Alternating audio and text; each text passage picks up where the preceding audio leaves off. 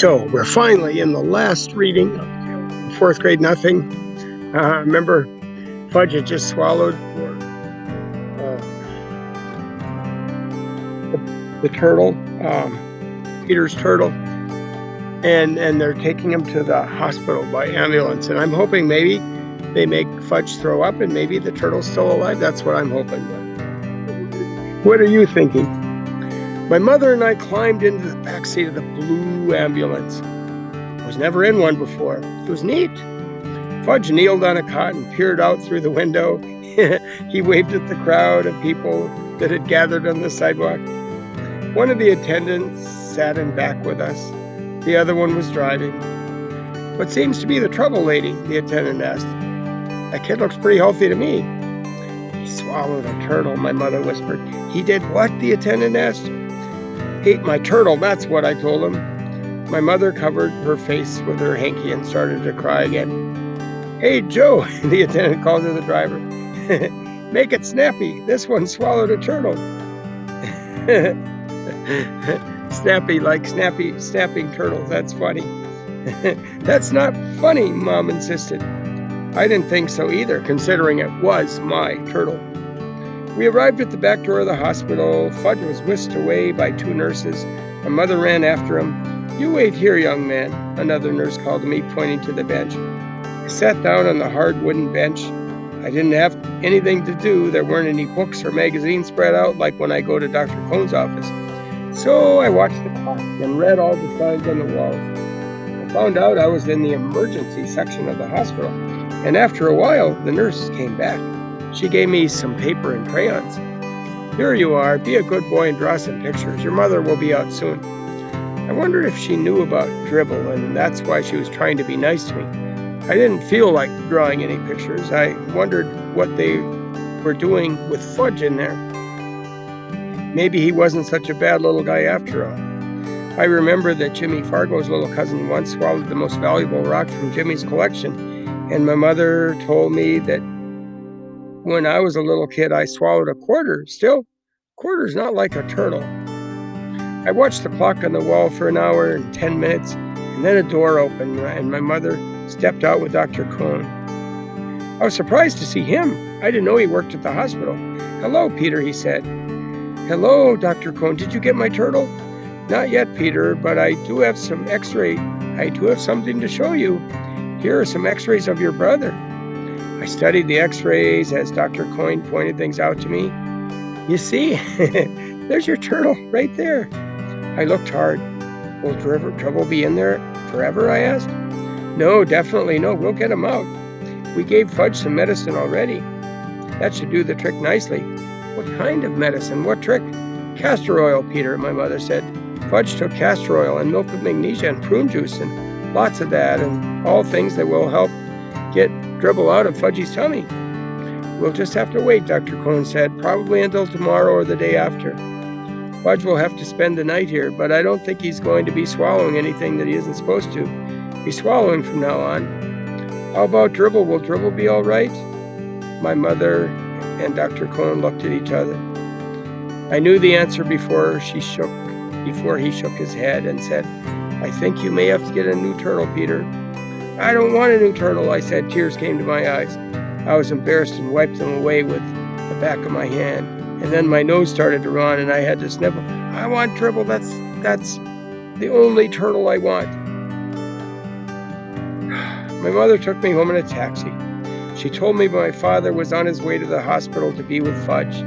And when we got home, she made me lamb chops for dinner, but I wasn't hungry. My father came home late that night. I was still up. My father looked gloomy. He whispered to my mother, "Not yet, nothing yet." The next day was Saturday, no school. I spent the whole day in the hospital waiting room. There were plenty of people around, and magazines and books too. It wasn't like the hard bench in the emergency hallway. It was more like a living room. I told everybody that my brother ate my turtle, and they looked at me kind of funny, but nobody ever said they were sorry to hear about my turtle. Never once. My mother joined me for supper in the hospital coffee shop. I ordered a hamburger, but I left most of it, because right in the middle of supper, my mother told me that if the medicine didn't work, Fudge might have to have an operation to get Dribble out of him. My mother didn't eat anything. That night, my grandmother came to stay with me. My mother and father stayed at the hospital with Fudge. Things were pretty dreary at home. Every hour, the phone rang. It was my mother calling from the hospital with a report. "Not yet, I see," Grandma repeated. "Nothing happening yet." I was miserable. I was lonely. Grandma didn't notice. I even missed Fudge banging his pots and pans together. In the middle of the night, the phone rang again. It woke me up, and I crept into the hallway to hear what was going on. Grandma shouted, "Whoopee, it's out. Good news at last." She hung up and turned to me. "The medicine has finally worked, Peter. All that castor oil and milk of magnesia and prune juice finally worked. The turtle is out." "Alive or dead?" "Peter, Warren, Hatcher, what a question," Grandma asked. So my brother no longer had the turtle inside of him, and I no longer had a turtle, and I didn't like Fudge as much as I thought I did before the phone rang. The next morning, Fudge came home from the hospital. My father carried him into the apartment. My mother's arms were loaded with presents, all for Fudge. My mother put the presents down and kissed him. She said, "Fudge can have anything he wants, anything at all. Mommy's so happy her baby's all better." It was disgusting. Parents' presents and kisses and attention for Fudge. I couldn't even look at him.